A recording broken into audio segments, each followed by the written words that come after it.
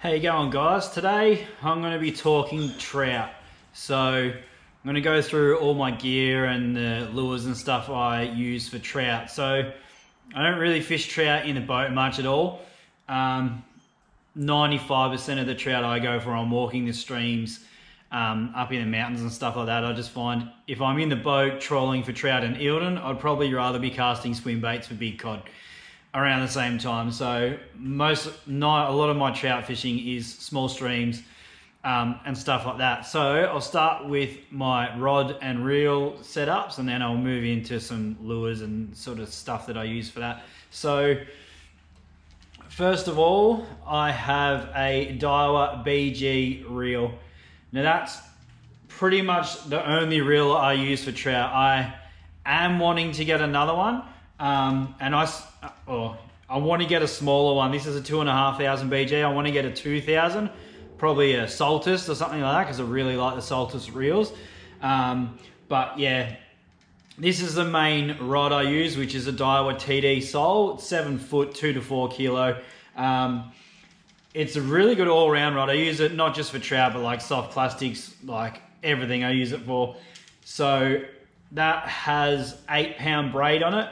I forget what brand it's called.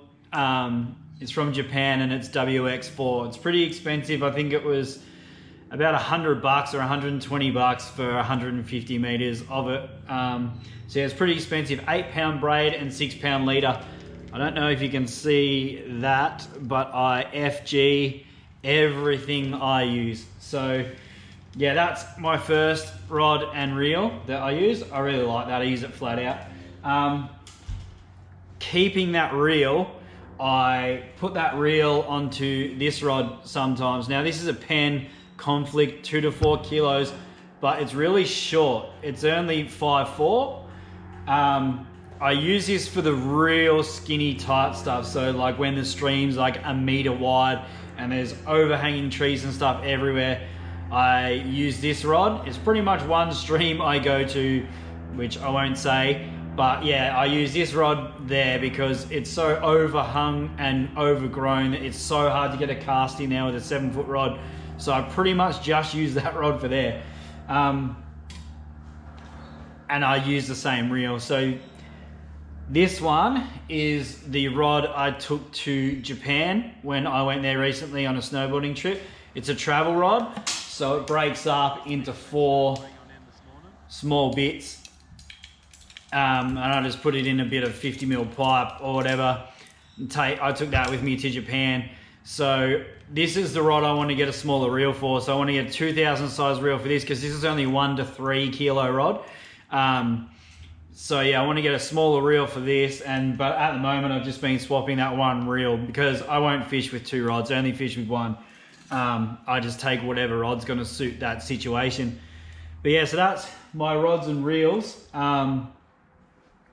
So lures, number one go-to lure, and everyone is probably going to know this, is the Daiwa DR Minnow. It's still on this rod from when I used it last time. If you don't have one, get one, because I know Murray Crab Fishing will argue with me about this till he's blue in the face, but I hands down reckon that is the best trout lure you can get.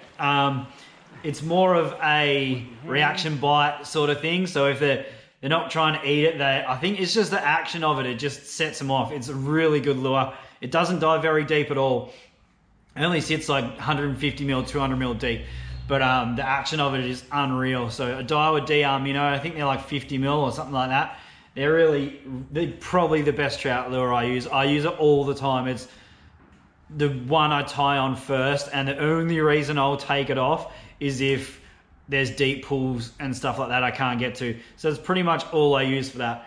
I have a couple of spinners always in my box just in case, like, you know, if they're not getting a bite, you always have to change. So always have a couple of spinners on me. Always have just a couple of normal minnow style trout pattern lures. That's a Hester lure. And then obviously soft plastics, Strike Tiger nymphs, black and gold, go-to lure. So I've got heaps of Strike Tiger plastics. So pretty much if the de-amino isn't setting them off straight away, I'll go straight to a soft plastic. I don't tend to use spinners much at all, but I've always got on there just in case, because you never know what's going to happen when you're out there. But yeah, I remember when I was in Japan chasing the trout in this little pond that I found, I put the de-amino in there straight away and was like really confident. I was like, yeah, it's going to get smashed. I'm going to catch heaps of fish in there. And they didn't even look at it. So that's when I had to go to a soft plastic.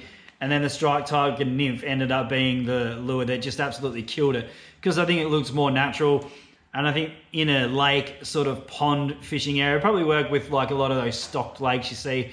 I think the more natural lure that with a light jig head, like I was using a light hidden weighted jig head with basically no weight, and as it was just sinking down through the water, they'd just come up and eat it, just slight little twitches.